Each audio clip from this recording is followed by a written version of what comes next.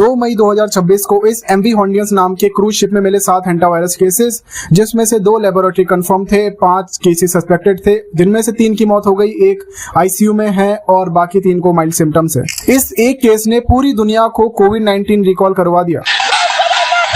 But यकीन मानो ये हेंटा वायरस कोविड-19 के सामने पानी कम चाय है और ये इंडिया में शायद आ भी ना पाए। इस वीडियो को अंत तक देखना, हेंटा वायरस के बारे में A to Z सब कवर करने वाला हूँ। देखो, हेंटा वायरस के आज तक 2 ही वेरिएंट मिले हैं। पहला वेरिएंट है कोरियन वेरिएंट, जिसका नाम है haemorrhagic fever and renal syndrome. ये मेनली किडनीज को अफेक्ट करता है और इसकी मोर्टेलिटी रेट है 10%। 100 लोगों को हुआ तो 10% के मरने के चांसेस है, मतलब 10 लोगों के मरने के चांसेस है। देखो, 1950 में पहली बार इसने कोरियन सोल्जर्स को चपेट में लिया था और उसके बाद 1976 में साउथ कोरिया में एक हेंटन रिवर है, उसके आसपास सेम वायरस से इन्फेक्टेड चूहे पाए गए बहुत सारे।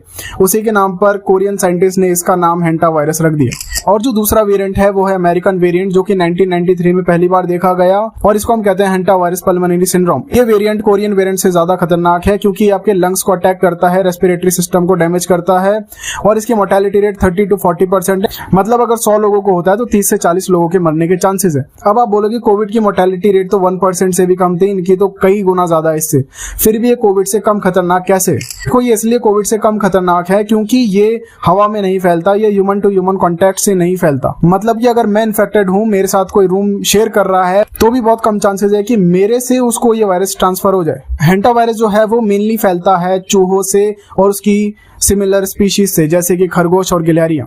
उनकी सुसु, पॉटी और सलाइवा के अगर आप डायरेक्ट कांटेक्ट में आ जाते हो कैसे भी, तो आपको चांसेस हैं कि हेंटा वायरस अपनी चपेट में ले ले, अदरवाइज नहीं। और क्योंकि ये ह्यूमन टू ह्यूमन नहीं फैलता, हवा में नहीं फैलता, इसीलिए ये कोविड से कम खतरनाक है। But precaution is non negotiable.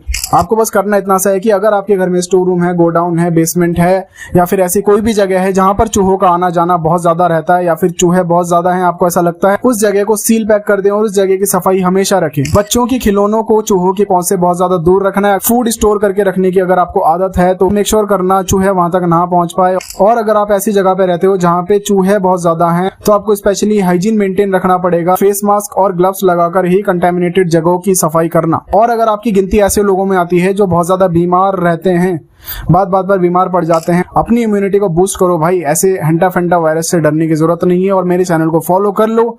मिलते हैं आपसे अगली वीडियो में, टेक केयर। और ये वीडियो शेयर कर देना सभी के साथ।